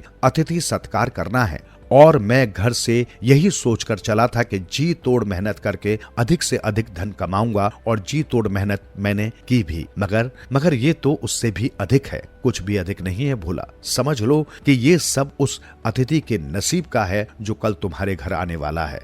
हो, भोला के मुंह से इतना ही निकला, और फिर दोनों टोकरे संभाले जैसे तैसे वो अपने घर की ओर चल दिया। मन ही मन वो ये कहे जा रहा था, वाह प्रभु तुम्हारा भी जवाब नहीं, एक ही दिन में तूने मुझे पूरे महीने का राशन पानी दिलवा दिया। मुखिया जी ने सच ही कहा था कि जिनके दिल में परहित की भावना आ जाती है उनके भंडारे तू खुद ब खुद भर देता है। तू धन्य है प्रभु, तू धन्य है प्रभु। चावल, फल और सब्जियों से भरे टोकरे लेकर जब भोला घर पहुंचा तो उसकी पत्नी के आश्चर्य का ठिकाना न रहा। ये क्या जी, आज तो आप सारा बाजार ही खरीद लाए। अरे भगवान, ये सब मैं खरीद कर नहीं लाया, फिर ये सब तो साहूकार जी ने मेरी आज की मजदूरी के बदले में दिया है। लक्ष्मी, मुझे तो लगता है कि ईश्वर हम पर मेहरबान हो गए हैं और ये सब उन्हीं संतों के चमत्कार का नतीजा है जो कल हमारे घर आने वाले हैं। जिनके मन में पर सेवा का भाव आ जाता है, ईश्वर उसका घर इसी प्रकार भर देते हैं। आप ठीक कहते हैं स्वामी, सचमुच दान पुण्य से घर में खुशहाली आती है। अभी तो हमने एक तिनका भी दान नहीं दिया, तब ये हाल है तो जरा सोचिए कि दान पुण्य करके हम कितने खुशहाल हो सकते हैं। कल से मैं दरवाजे पर से किसी साधु संत को खाली हाथ नहीं लौटने दूंगी। अब आप हाथ मुंह धोकर खाना खा लीजिए, बहुत थक गए होंगे। थक तो मैं सचमुच बहुत गया हूँ लक्ष्मी, मुस्कुराकर भोला ने कहा, मगर आज न जाने क्यों बिल्कुल भी थकावट महसूस नहीं हो रही। बस मुझे तो एक ही चिंता है कि चाहे जैसे भी हो कल ईश्वर हमारी लाज रख ले। ऐसा ही होगा स्वामी, सब ऊपर वाले पर छोड़ दो, वो जो करेगा हमारे भले के लिए ही करेगा। ठीक कहती हो लक्ष्मी। और उस रात दोनों पति पत्नी खाना खाकर सो गए। अतिथि सत्कार की चिंता में दोनों ही रात भर करवटें बदलते रहे थे। सुबह जैसे ही उठे वैसे ही एक व्यक्ति उनके द्वार पर आ खड़ा हुआ। मैंने सुना है कि आज आप कोई भोज दे रहे हैं। भोज? भोला चकराया। कैसा भोज भाई? क्या आज आप किसी संत को भोजन नहीं कराएंगे? हाँ कराएंगे तो आज दिन भर के लिए आप मुझे अपने यहाँ नौकर रख लें। नौकर? ये तुम कैसी बात कर रहे हो भाई? मैं तो स्वयं बहुत गरीब आदमी हूँ, मैं भला किसको नौकर क्या रखूंगा? अगर आप गरीब हैं तो मैं आपसे इसका कोई पारिश्रमिक नहीं लूंगा, मगर आप मुझे नौकर रख ले। देखो भाई, तुम कोई और घर देखो, बिना पारिश्रमिक के भी मैं तुमसे कोई काम नहीं करवाऊंगा। लोग मेरी हंसी उड़ाएंगे कि खुद तो भूखा मरता है और घर में नौकर रखा हुआ है। देखो, मैं तुम्हारे पड़ोस के गांव में रहता हूँ। मैंने सुना है कि इस गांव में संत महात्मा आ रहे हैं। अंत उनकी सेवा करने का भाव लेकर ही मैं तुम्हारे यहाँ आया हूँ। तुम मुझे संतों की सेवा करने से रोक नहीं सकते, कहकर वो जबरन घर में घुस गया। दोनों पति पत्नी आश्चर्यचकित थे कि ये सब हो क्या रहा है। इस बिन बुलाए मेहमान को कठोरता से भगाना भी उन्हें अच्छा नहीं लग रहा था, जबकि वो व्यक्ति रसोई में घुसकर काम में जुट गया था। छोड़ो, भगवान जो हो रहा है उसे ईश्वर की इच्छा समझकर स्वीकार करने के अलावा और कोई रास्ता नहीं है। आओ भीतर चलो। भोला की पत्नी रसोई में चली गई तो वो व्यक्ति उसके काम में हाथ बटाने लगा। भोला स्नान आदि से निर्वृत्त होने चला गया। कुछ देर बाद जब वो फारिग होकर आया तो उसकी पत्नी ने कहा, सुनो जी, भोजन तैयार है, आप संत जी को बुला लाएं। ठीक है भगवान, अभी आता हूँ। भोला घर से निकला तो देखा कि पूरे गांव में बाहर सी आई हुई है। चारों ओर राम नाम की चादर ओढ़े साधु संत घूम रहे हैं। जिस जिसके नाम जितने संतों का भोजन लिखा था वो उन्हें आदर सहित अपने घर ला रहा था। कुछ संत जिन्होंने आज व्रत धारण किया हुआ था इधर उधर बैठे प्रवचन कर रहे थे। गांव के बच्चे, बूढ़े व महिलाएं श्रद्धा से उनके अनमोल वचन सुन रहे थे। भोला के मन में भक्ति की लहर जाग उठी। वो जल्दी से मुखिया जी की चौपाल पर पहुंचा और बोला, मुखिया जी, अभी आप एक संत जी को मेरे यहाँ भेजिए। अरे भोला को देखकर जैसे मुखिया को कुछ याद आया। अरे भाई, सेवा करने वालों में तुम्हारा नाम तो मैं लिखना ही भूल गया। तुम तो जानते ही हो कि जब मैं तुम्हारा नाम लिखने वाला था तभी सेठ बद्री प्रसाद आ गए थे। बस जल्दबाजी में मैंने सभी संतों का भोजन उनके हिस्से में लिख दिया था। ये सुनकर भोला को बड़ी निराशा हुई। उसका सारा उत्साह ठंडा पड़ गया। तड़प कर वो बोला, अब आप ही बताइए मुखिया जी कि मैं क्या करूं? जब तक संत जी मेरे घर भोजन नहीं करेंगे तब तक मैं और मेरा परिवार भी अन्न ग्रहण नहीं करेगा। भाई भोला, मैं अपनी भूल की क्षमा चाहता हूँ। तुम ऐसा करो कि भगवान का भोग लगाकर भोजन ग्रहण कर लो। नहीं, ऐसा नहीं हो सकता। आपने तो मेरी सारी आशाओं पर पानी फेर दिया। भोला की आंखें भर आईं। मैं गरीब हूँ ना, इसलिए आपने मेरी ओर ध्यान नहीं दिया। देखो भाई, इसमें गरीबी अमीरी की कोई बात नहीं है, मगर फिर भी भूल तो हुई है। तुम ऐसा करो कि किसी संत से निवेदन करके उसे अपने घर ले जाओ और भोजन करा दो। भोला ने कोई जवाब नहीं दिया और आंखों में आंसू लिए वापस चल दिया। इस समय उसे कुछ भी अच्छा नहीं लग रहा था। ऐसा लग रहा था जैसे सब कुछ टूटकर बिखर चुका हो। तभी उसके कानों में एक संत के स्वर पड़े, इंसान को कभी निराश नहीं होना चाहिए। जो कुछ भी होता है ईश्वर की इच्छा से ही होता है। भोला ने देखा कि एक संत एक ऊंचे टीले पर बैठे लोगों को उपदेश दे रहे हैं। आसपास काफी भीड़ थी। भोला ने सोचा कि क्यों ना मैं इन्हें ही अपने घर ले जाकर भोजन करा दूं। मुझे पूरी उम्मीद है कि ये मुझे निराश नहीं करेंगे। यही सोचकर भोला उन संत जी के पास गया और उनके चरण पकड़कर आंसू भरी आंखों से उनका चेहरा देखते हुए रुधिर स्वर में बोला, भगवान मेरी इच्छा पूरी करो, मेरी विनती स्वीकार करो। महाराज तुम्हें क्या कष्ट है बच्चा? मैं बहुत दुखी हूँ महाराज। दुखी तो ये पूरा संसार है बच्चा, मगर मेरा दुख दूसरा है महाराज। भोला ने कहा, दरअसल मेरा दिल टूट गया है मैं। और इस प्रकार भोला ने उन्हें पूरी बात बता दी। फिर बोला, अब मेरी आपसे यही विनती है महाराज कि आप अपने चरणों से मेरा घर पवित्र करें और वहां चलकर जो भी रूखा सूखा है उसे ग्रहण करें, तभी मुझे शांति मिलेगी। अगर ऐसी बात है तो हम तुम्हारे घर अवश्य चलेंगे बच्चा। तेरे मन में निस्वार्थ सेवा की भावना है, ये देखकर हम बहुत प्रसन्न हुए हैं। संत जी की बात सुनकर पूरा जन समूह हैरान रह गया। दरअसल ये संत जी साहूकार का निमंत्रण ठुकरा चुके थे, किंतु भोला का निमंत्रण सहज ही स्वीकार कर लिया था। यही लोगों की हैरानी का कारण था। देखते ही देखते पूरे गांव में ये बात फैल गई कि जिस संत ने साहूकार का निमंत्रण ठुकरा दिया था वो भोला के अतिथि बनकर जा रहे हैं। लोग उत्सुकता के मारे भोला के घर की ओर उमड़ पड़े। साहूकार ने ये सुना तो उसे बहुत बुरा लगा। उसने अपना अपमान समझा और वो भी भोला के घर की ओर चल दिया। वो जानना चाहता था कि संत जी ने उसका निमंत्रण ठुकराकर भोला का निमंत्रण क्यों स्वीकार किया। उधर पूरा गांव ही जैसे भोला के घर पर उमड़ आया था और जब उन्होंने भोला के घर में रसोइये को देखा तो उनकी हैरानी और भी बढ़ गई। अरे भोला के घर में रसोइया पकवान बना रहा है, आखिर ये कैसा चमत्कार है? क्या भोला को कोई बड़ा खजाना मिल गया है? बाहर खड़े लोग तरह तरह की बातें बना रहे थे और भीतर भोला व उसकी पत्नी संत जी को बड़ी श्रद्धा से भोजन करा रहे थे। भोजन करके संत जी जैसे ही बाहर आए वैसे ही साहूकार उनके समक्ष आ खड़ा हुआ। महाराज मैं ये जानना चाहता हूँ कि आपने मेरा निमंत्रण क्यों अस्वीकार किया और भोला का निमंत्रण क्यों स्वीकार किया? सुनो साहूकार, तुम्हारे निमंत्रण में अहंकार था। तुम मुझे निमंत्रण नहीं दे रहे थे, बल्कि वहां मौजूद ग्रामवासियों को ये बता रहे थे कि तुमने 500 संतों को भोजन कराया है और तुम ही इस गांव के बहुत बड़े दानी हो। जबकि भोला के निमंत्रण में प्रार्थना थी, अनुरोध था। उसके मन में संतों के प्रति सच्चा आदर है, क्योंकि वो स्वयं भी बहुत सीधा और सच्चा इंसान है। जय हो संत जी महाराज की जय हो। भोला गदगद हो उठा। महाराज सचमुच मैं आज स्वयं को बड़ा भाग्यशाली समझ रहा हूँ कि आपने मुझ गरीब के घर भोजन ग्रहण किया। कोई छोटा बड़ा गरीब अमीर नहीं होता भोला। जो सच्चा होता है उसकी मदद करने ईश्वर स्वयं धरती पर आते हैं। और ये जो तुम्हारा रसोइया है ये भी मेरा रसोइया। महाराज मेरी इतनी हिम्मत कहाँ है कि किसी को नौकर रख सकूं? ये सज्जन पुरुष तो आप संतों की सेवा करने के उद्देश्य से ही मेरे घर आए थे। फिर रसोइये से मुखातिब होकर वो बोला, जाओ भाई तुम्हारी इच्छा पूर्ण हुई। अब संत जी का आशीर्वाद लेकर तुम भी अपने घर को जाओ। हाँ भोला अब तो हमें जाना ही होगा, मगर जाने से पहले मैं तुम्हें सदा सुखी रहने का आशीर्वाद देता हूँ। अचानक वो व्यक्ति हवा में उड़ने लगा और बोला, मैं देवराज इंद्र हूँ। इस गांव में सिर्फ तुम्हारे मन में ही संतों के प्रति सच्चा आदर है और तुम जो कुछ भी कर रहे थे निस्वार्थ भावना से कर रहे थे, जबकि संतों को भोजन कराने के बदले सभी के मन में स्वार्थ की भावना उपजी थी। इसलिए भगवान श्री हरि ने मुझे तुम्हारी मदद को भेजा था। मेरा आशीर्वाद है कि तुम सदा सुखी रहो। और फिर देखते ही देखते भगवान इंद्र अंतर्ध्यान हो गए। वहां उपस्थित जनसमूह श्रद्धा से उन्हें नमन कर ही रहा था कि तभी वहां बैठे संत जी भी एकाएक अंतर्धान हो गए। अब बस केवल उनके चरण कमलों के निशान बाकी थे।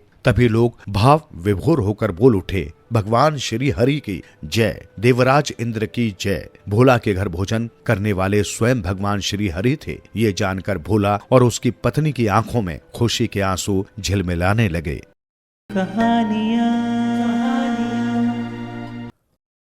वो अविस्मरणीय घटना। बुंदेलखंड में ओरछा के निकट एक नदी बहती है जिसे सातार नदी कहते हैं। उस नदी के किनारे पर एक छोटी सी कुटिया थी जिसमें एक आदमी रहता था। घर बार तो उसका कुछ था नहीं, बदन पर भी बस एक लंगोटी बांधे रखता था। लोग उसे ब्रह्मचारी कहकर पुकारते थे। आसपास के गांव में जब कोई छोटा मोटा उत्सव होता था तो पूजा पाठ के लिए लोग उसे ले जाते थे। उसने कुछ मंत्र कंठस्थ कर लिए थे। कुटिया के आसपास घना जंगल था। जंगल में भांति भांति के पक्षी चहचहाते रहते थे और अन्य पशु भी घूमते रहते थे। एक दिन जंगल का एक बड़ा अधिकारी वहां आया। वह बोला, ब्रह्मचारी, इधर एक जंगली सुअर आ गया है, उसे उड़ाना है, चलो तुम भी चलो। ब्रह्मचारी ने हाथ जोड़कर कहा, ना, मैं नहीं जाऊंगा, मुझे जानवरों से बड़ा डर लगता है। अधिकारी मुंह बनाकर बोला, अरे ब्रह्मचारी होकर डरते हो, चलो उठो, मैं तुम्हारे साथ हूँ। हाँ, ये बंदूक ले लो, अगर सुअर तुम्हारे सामने आ जाए तो। अधिकारी की बात काटकर ब्रह्मचारी ने कहा, मैं क्या करूंगा, मुझे बंदूक चलानी नहीं आती। अधिकारी बोला, कोई बात नहीं है, सुअर तुम्हारे पास नहीं आएगा, अगर फिर भी आ जाए तो बंदूक उल्टी पकड़कर उसकी मूठ उसके सर पर जमा देना। ब्रह्मचारी इनकार करता रहा, पर अधिकारी नहीं माना। वो उसे खींचकर जंगल में ले गया, उसके हाथ में बंदूक थाम दी और अपने से कुछ गज के फासले पर उसे बिठा दिया।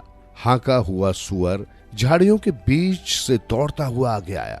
अधिकारी ने निशाना साधकर गोली दाग दी, लेकिन सुअर गिरा नहीं। इससे साफ था कि निशाना चूक गया। अब क्या हो, जब तक दूसरी गोली चले तब तक वो आगे निकल गया। अधिकारी हैरान था कि क्या करे।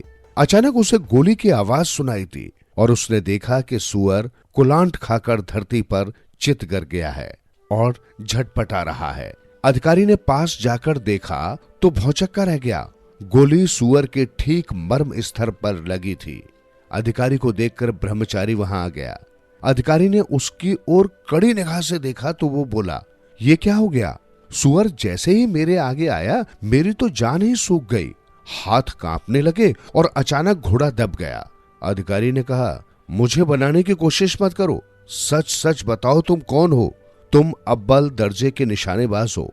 सुअर के ठीक वहां पर गोली लगी है जहां लगनी चाहिए थी। ये काम किसी कुशल निशानेबाज का ही हो सकता है। ब्रह्मचारी का चेहरा देखते ही बनता था, मानो अभी एक क्षण में वो रो पड़ेगा। ब्रह्मचारी बोला, देखो तो अभी तक मेरा दिल कितना धड़क रहा है। राम राम, आज तो ऊपर वाले ने ही मेरी जान बचा ली। ब्रह्मचारी जैसे जैसे अपनी बात कहता गया, अधिकारी का संदेह और बढ़ता गया। अंत में ब्रह्मचारी उसे साथ लेकर अपनी कुटिया पर आया और अधिकारी को कसम खिलाई कि वो किसी से कहेगा नहीं। फिर बोला, मैं चंद्रशेखर आजाद हूं।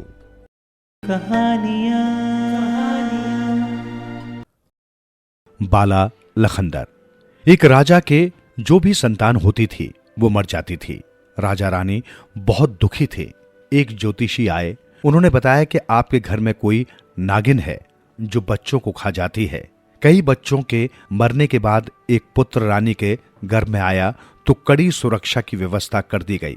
बच्चे का जन्म हुआ, उसका नाम रखा गया बाला लखंदर।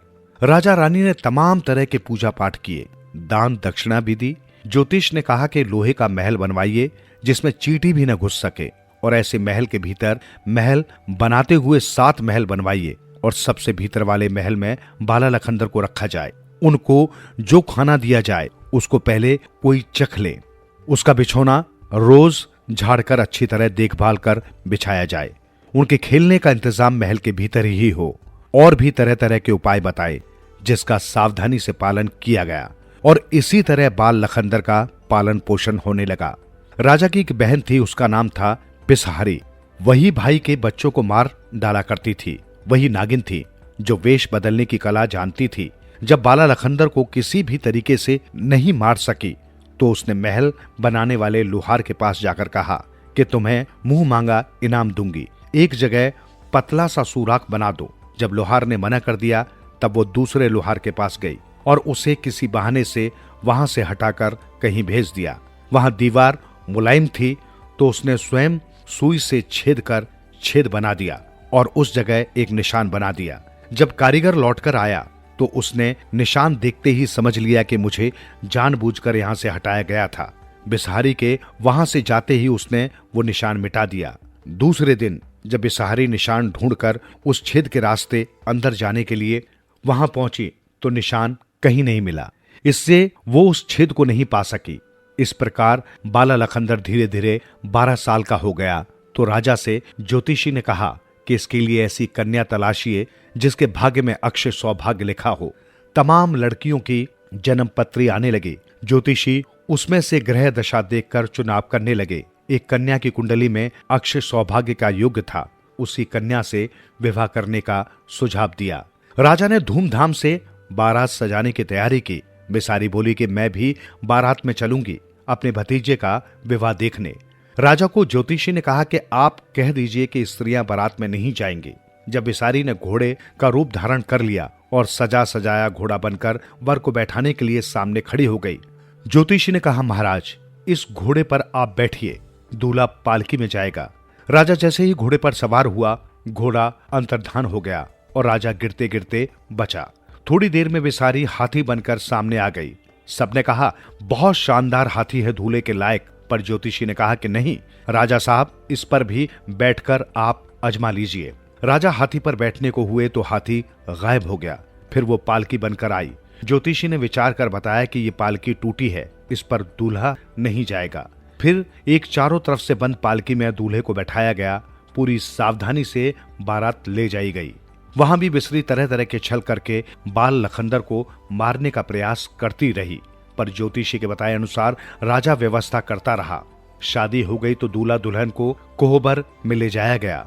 दूल्हा दुल्हन के चारों तरफ दूध से भरे बर्तन रख दिए गए। बिसारी ने तमाम नागों को बाला लखंदर को डसने के लिए भेजा था।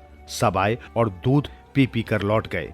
बारात दुल्हन लेकर वापस लौट आई। सुहागरात में पलंग के चारों पाए के नीचे पानी के कलश रख दिए गए। चारों ओर धूप, अगर और दीपक जला दिए गए। उसकी सुगंध से नाग लौट गए। बिसारी ने किसी तरह अपने बनाए हुए छेद को ढूंढ लिया और बहुत पतली नागिन बनकर अंदर घुस आई। दुल्हन को पहले ही सिखा दिया गया था कि तुम बाला लखंदर के चारों ओर ध्यान रखना, सोना नहीं, और नाग देवता तथा शंकर पार्वती की प्रार्थना करते हुए बैठी रहना। नागिन आई तो पलंग के पास पहुंचने की कोशिश करे तो पलंग के चारों तरफ आग की ज्वाला जलने लगी। नागिन निराश होकर लौटने लगी तो दुल्हन ने प्रणाम करते हुए कहा, बुआ जी आप आशीर्वाद दीजिए कि मेरा सुहाग अमर रहे। बिसारी का मन पसीज गया और उसने उसे आशीर्वाद दे दिया। अब वो अपने ही आशीर्वाद को झूठा नहीं कर सकती थी, इसलिए बाला लखंदर को प्राण दान दे दिया।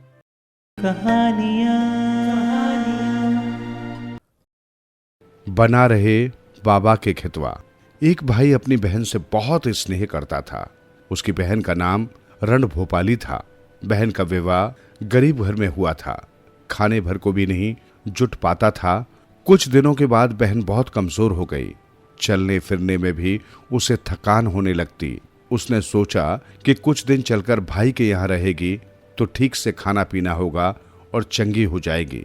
बहन भाई के घर को चल पड़ी। रास्ते में उसे भाई मिला। वो खेत में काम पर जा रहा था। बहन की हालत देखकर उसे बहुत दुख हुआ। वो बोला, बहन तू घर चल, तेरी भाभी घर में है, कुछ खा पी ले। बहन अपने भाई के घर पहुंची।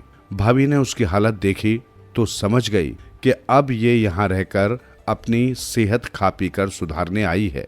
यदि इसकी खातिर करूंगी तो ये जाने का नाम नहीं लेगी।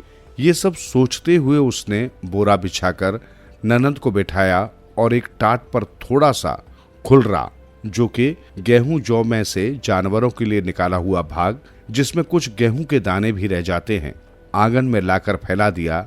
भाभी ने ननद से पानी के लिए भी नहीं पूछा और बार बार जाकर वो खुलरा चलाती हुई गाती जा रही थी, ओ खुलरे तुम जल्दी सूख जाओ, ननद जी भूखी हैं, तुम्हें पीसकर रोटी बनाऊं, उसे खाकर वो अपने घर जाए। बेचारी भूखी प्यासी कमजोर ननद पैदल चलकर थककर चूर हो गई थी। प्यास से उसका कंठ सूखा जा रहा था।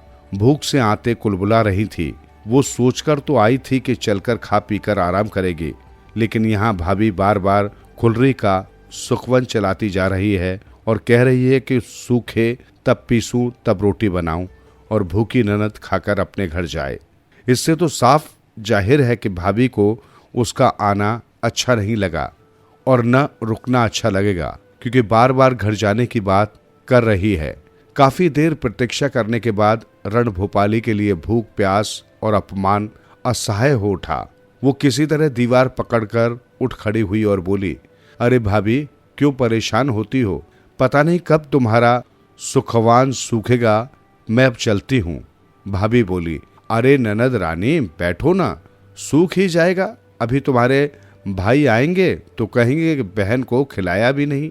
रणभूपाली बोली, नहीं अब मैं जाऊंगी, और वो चल पड़ी। आंखों के आगे अंधेरा छा रहा था, सिर चकरा रहा था। गांव से बाहर निकलते ही चने का खेत पड़ा। रणभूपाली ने पेट भरकर चने का हरा कच्चा साग खाया और उसके मुंह से निकल पड़ा, बना रहे बाबा का खितवा, सगवा पतवा, साग पात से भरा मोर पेटवा। बाबा का खेत बना रहे, साग पात से मेरा पेट भर गया। उधर से उसका भाई खेत से लौट रहा था। उसकी आवाज सुनकर वो चकित रह गया। अरे ये तो रणभूपाली बहन लग रही है। निकट आकर भाई ने पूछा, क्या कह रही थी बहन? कैसे साग पात से पेट भरा? क्या तुम्हारी भाभी ने खाना नहीं खिलाया? बहन नहीं चाहती थी कि भाभी की शिकायत भाई से करे, इसलिए वो कुछ न बोली, पर भाई के जिद करने पर उसे पूरी बात बतानी पड़ी। भाई को अपनी पत्नी की करतूत सुनकर बहुत दुख हुआ। बहन अपने घर चली गई। भाई अपने घर पहुंचा। चेहरे पर उदासी छाई थी। जाकर चुपचाप बैठ गया। पत्नी ने सोचा, इन्हें तो बहन के आने जाने की बात मालूम नहीं है, फिर क्यों उदास हैं? सोचने लगी कि चलकर अपनी सफाई दे देनी चाहिए। वो पति के पास जाकर बोली, अजी सुनते हो, आज आपकी बहन आई थी। मैंने तो बहुत रोका, पर रुकी ही नहीं, चली गई। पर आपको क्या हो गया है? लग रहा है जैसे बीमार हो। पति ने आह भरकर कहा, क्या बताऊं, बड़ा अनर्थ हो गया। तुमसे कैसे बताऊं, समझ में नहीं आ रहा है। अब तो वो घबरा गई, बोली, क्या हुआ बताओ ना। अब वो पुनः आह भरकर बोला, अरे आज तुम्हारे मायके से एक आदमी आया था। वो कह रहा था कि तुम्हारे घर में आग लग गई, सब कुछ जलकर स्वाहा हो गया। घर में न पहनने को कपड़ा है, न खाने को अन्न। तुम्हारे भाई भतीजे भूख से बिलख रहे हैं। ये सुनकर वो रोने लगी। पति ने समझाते हुए कहा, रो मत, अनाज, कपड़ा और अन्य जरूरी सामान तैयार करके बैलगाड़ी में लदवा दो। लड़के को तड़के ही भेज दूंगा, पहुंचा आएगा। अब तो वो जल्दी जल्दी सब सामान जुटाने लगी। पूड़ी पकवान मिठाई बनाकर बड़े बड़े बर्तनों में भरा। घी, तेल, चावल, आटा, गेहूं, दाल, चबेना, गुड़, आलू आदि सब कुछ जुटाकर बोरे में रखा। पूरी बैलगाड़ी को सामान से खचाखच भर दिया। भोर में ही लड़का बैलगाड़ी हाँक कर ले चला। उसका पिता छोड़ने के लिए बाहर निकला। बाहर आकर उसने बेटे से सारा सामान बुआ के यहाँ ले जाने को कहा। लड़का बुआ के घर पहुंचा तो वो उदास बैठी थी। भतीजी को देखकर उसका मन खिल गया।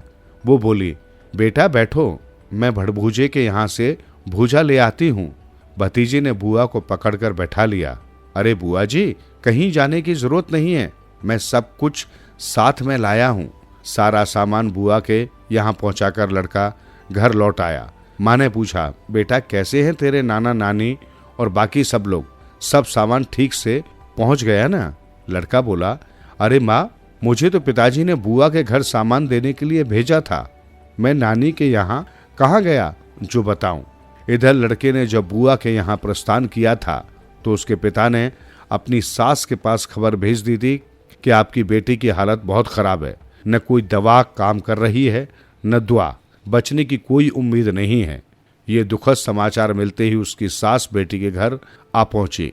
बेटी को आंगन में काम करते देखकर माँ रोते हुए बोली, अरे बेटिया, तुम्हारी तबीयत अब कैसी है? बेटी बोली, क्या बात है माँ? तब माँ ने बताया कि उसे तो बुरा संदेश मिला था। रो रो कर उसने सारी रात बात कह सुनाई। माँ बेटी एक दूसरे को पकड़कर रोने लगी। बेटी ने भी रोते हुए बताया कि उसके आदमी ने उसके साथ कितना बड़ा धोखा किया है। वो रोते हुए कहने लगी, अरे माँ, मैंने देसी घी से भरी हंडिया में सोने की मोहरें भी डाल दी थी, तेल में भी चांदी के रुपए डाल दिए थे, लड्डुओं में भी रुपए छिपाकर भेजे थे, पर सब कुछ रणभूपाली को चला गया। ये सब कहते सुनते दोनों छाती पीट पीट कर रोती हुई अचेत हो गई।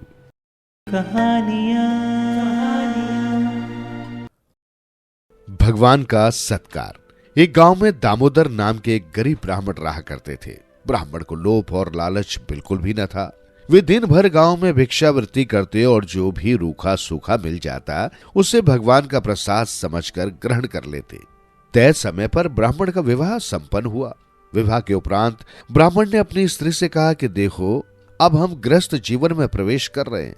गृहस्थ जीवन का सबसे पहला नियम होता है अतिथि सत्कार करना। गुरु आज्ञा का पालन करना और भजन कीर्तन करना। मैं चाहे घर में रहूं न रहूं, लेकिन घर में अगर कोई अतिथि आए तो उनका बड़े अच्छे से अतिथि सत्कार करना। चाहे हम भूखे रह जाए, लेकिन हमारे घर से कोई भी भूखा जाने न पाए। ब्राह्मण की बात सुनकर ब्राह्मणी ने मुस्कुराकर कहा, अच्छी बात है, मैं इस बात को ध्यान रखूंगी। आप निश्चिंत रहें और भजन कीर्तन कर प्रभु भक्ति में ध्यान लगाएं। ब्राह्मण और ब्राह्मणी सुखी सुखी अपना जीवन यापन करने लगे। ब्राह्मण रोज सुबह अपने घर से भिक्षावृत्ति के लिए आसपास के गांवों में जाते और जो कुछ भी मिलता उसे प्रभु इच्छा मानकर ग्रहण करते। ब्राह्मण के घर की स्थिति बहुत ही सामान्य थी। कभी कभी तो दोनों पति पत्नी को भूखा ही सोना पड़ता, लेकिन फिर भी दोनों पति पत्नी सुखी सुखी अपना जीवन यापन कर रहे थे। मन में कोई भी द्वेष और लालच न था। भगवान बड़े लीलाधर हैं। वे देवलोक में बैठे बैठे सब कुछ देखते हैं। उनकी लीला बड़ी विचित्र है। वे समय समय पर अपने भक्तों के दुख हरने किसी न किसी भेष में आते रहते हैं। वे हमेशा अपने भक्तों की परीक्षा लेते हैं। एक दिन ब्राह्मण की भक्ति और त्याग से प्रसन्न होकर भगवान ब्राह्मण के घर साधु का भेष धारण कर ब्राह्मण की परीक्षा लेने पहुंचे। भगवान ब्राह्मण के घर के बाहर बने चबूतरे पर बैठे और भिक्षा के लिए आवाज लगाई। ब्राह्मण ने जब साधु महात्मा की आवाज सुनी तो वो बाहर आया। ब्राह्मण को देख साधु महात्मा मुस्कुराए और बोले, पुत्र, आज इस रास्ते पर जाते जाते मन किया कि आज तुम्हारे घर भोजन करूं। ब्राह्मण ने प्रसन्नता पूर्वक साधु महात्मा को नमन किया और बोला, महाराज, बड़ी अच्छी और प्रसन्नता की बात है कि आज आप हमारे घर भोजन करने के लिए पधारे हैं। आइए भीतर चलिए। इतना कहकर ब्राह्मण साधु महात्मा को घर के भीतर ले आया और बिछौना बिछाकर विश्राम के लिए निवेदन किया। देवयोग से उस दिन ब्राह्मण को भिक्षा में एक दाना न मिला था।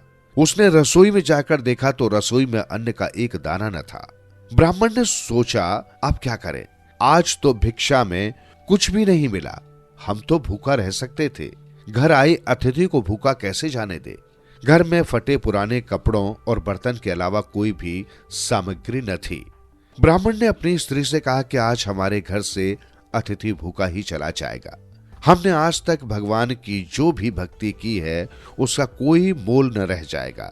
ब्राह्मण की पत्नी ने कहा, आप घबराते क्यों हैं? कुछ न कुछ जतन तो हो ही जाएगा। पत्नी की बात सुनकर ब्राह्मण ने ब्राह्मणी से पूछा, तेरे पास कोई गहना है? ब्राह्मणी बोली, गहना तो नहीं है और कपड़े भी फटे पुराने हैं। पत्नी की बात सुनकर ब्राह्मण बोला, तो फिर अतिथि सत्कार कैसे करेंगे? ब्राह्मणी बोली, आप नाई की दुकान से कैंची ले आओ। ब्राह्मण नाई की दुकान से कैंची ले आया। ब्राह्मणी ने अपने सर के केश अंदर अंदर से काट लिए और बाहर से केश बांध दिए। अपने केश ब्राह्मण को देकर ब्राह्मणी बोली, आप बाजार में जाकर ये केश बेच आओ और इनसे जो कुछ भी रुपया मिले उससे दाल चावल लेते आना। ब्राह्मण बाजार गया और केश बेचकर बाजार से दाल चावल ले आया। दोनों पति पत्नी ने बड़े आदर से साधु महाराज को भोजन कराया। भोजन कर साधु महात्मा बोले, वत्स, इस भरी दोपहर में अब मैं कहां जाऊंगा, इसलिए आज दिन में तुम्हारे यहीं विश्राम कर लेता हूं। साधु महाराज की बात सुनकर ब्राह्मण ने प्रसन्नता पूर्वक कहा, बड़ी अच्छी बात है महाराज, आपकी सेवा का इससे अच्छा अवसर नहीं मिल सकता। इतना कहकर ब्राह्मण साधु महाराज के चरणों के पास बैठकर उनके पैर दबाने लगा। अब परेशानी महाराज के शाम के भोजन की थी। ब्राह्मण फिर महाराज के भोजन की चिंता करने लगा। अपने पति को चिंता में देख ब्राह्मणी बोली, आप व्यर्थ चिंता न करें, मैं हूं न कुछ जतन हो जाएगा।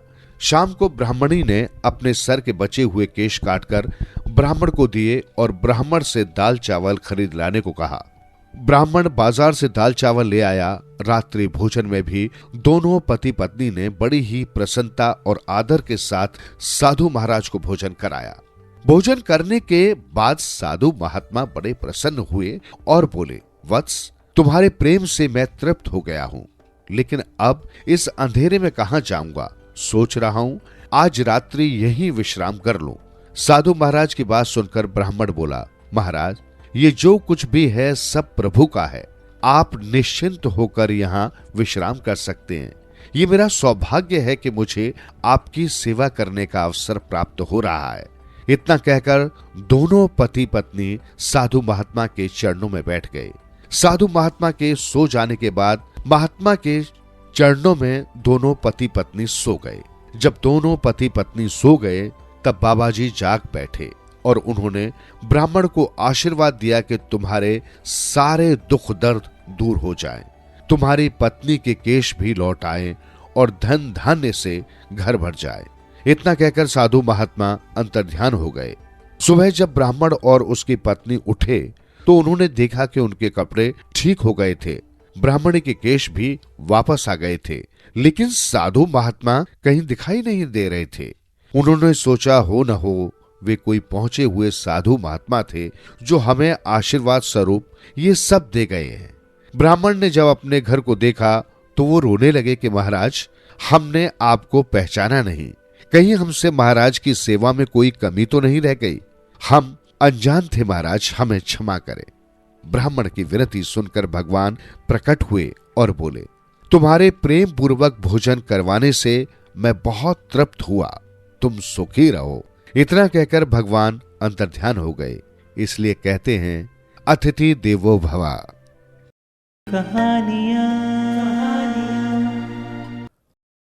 युग धर्म। पहाड़ की तराई में एक गांव है कीरतपुर। उस गांव में एक बुढ़िया रहती थी। उसका एक बेटा था जिसका विवाह उसने थोड़ी दूर बसे दूसरे गांव धर्मपुर में कर दिया था।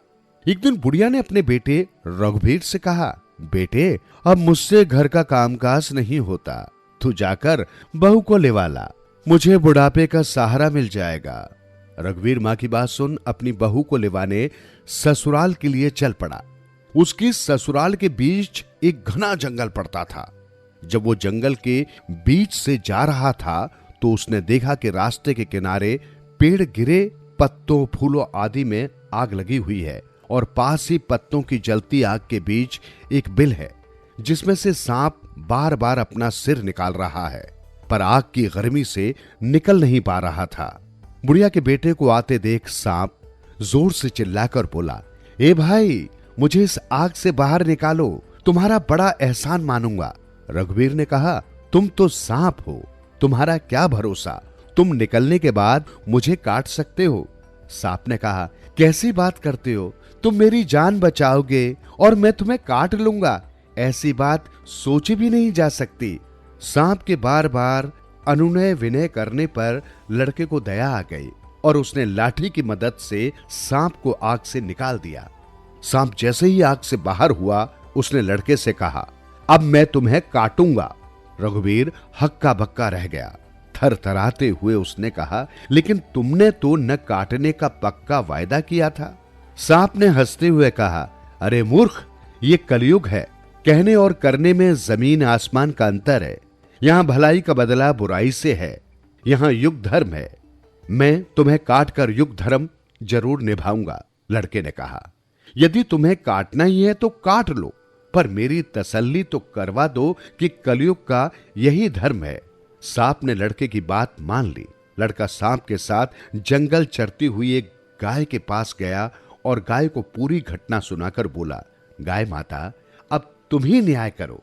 गाय बोली, सांप ठीक कह रहा है, मुझे ये देखो, घास खाकर दूध देती हूं, खेती के लिए बछड़े बैल देती हूं, लेकिन मेरे बूढ़े होने पर यह आदमी मुझे कसाई के हवाले कर देता है। यही इस युग का न्याय है। सांप ने कहा, अब तो तेरी तसल्ली हो गई।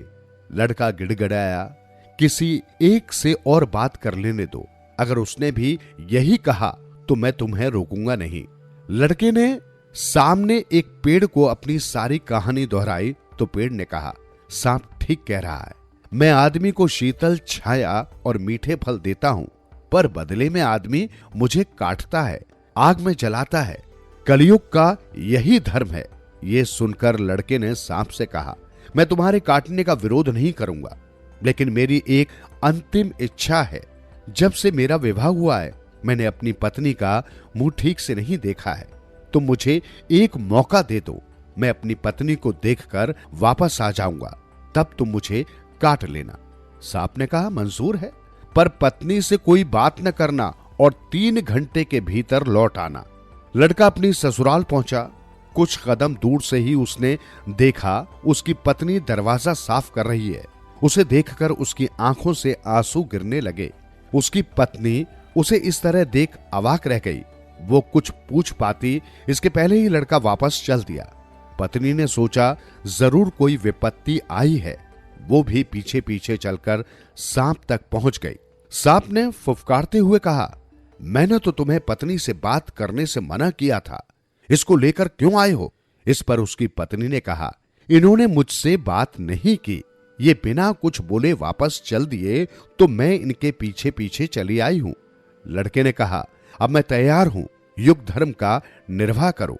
सांप लड़के को काटने को तैयार हुआ, तभी उसकी पत्नी ने कहा, थोड़ा रुक जाओ, तुम इन्हें काटने जा रहे हो, सिर्फ इतना बता दो, इनके बाद मैं अपना गुजारा कैसे करूंगी? सांप ने कहा, उसका इंतजाम है, इस बिल के 7 फेरे करके इसे खुदोगी तो तुम्हें सोने से भरे हुए 7 घड़े मिलेंगे, तुम्हारी जिंदगी आराम से गुजर जाएगी। लड़के की पत्नी ने कहा, मैं तुम्हारी बात पर कैसे विश्वास करूं? मेरी तसल्ली के लिए 7 फेरे कर बिल खुद लेने दीजिए। सांप लड़की की बात मान गया। लड़के की पत्नी बिल के फेरे लेने लगी। 7वां फेरा पूरा होते होते उसने अपने पति के हाथ से लाठी छीनकर उसे सांप के सिर पर दे मारा। सांप झटपटाने लगा। वो लड़की से बोला, तू तो बड़ी धोखेबाज निकली। तब उसकी पत्नी ने कहा, क्षमा करना नाग देवता, मैं तो आप ही की बात रख रही हूं। आपने कहा कि यहां भलाई का बदला बुराई है। हमें आपने इतना बड़ा खजाना बताया, लेकिन हमें भी तो कलयुग का धर्म निभाना पड़ा और आपके प्राण लेने पड़े। सांप का निर्जीव शरीर एक ओर धराशायी हो गया। लड़का और उसकी पत्नी खजाना लेकर अपने गांव खुशी खुशी लौट आए। सुनते रहो दिल से यूं ही कहानियां। कहानियां आपकी, हमारी और सबकी, जो दिलों को छू लेती है। सुनते रहें कहानियां।